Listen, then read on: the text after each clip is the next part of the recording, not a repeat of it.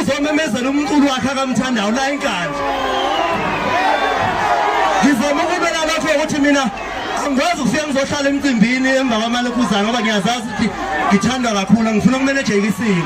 Ugijima uzomemezela lo muntu wakhe lapho.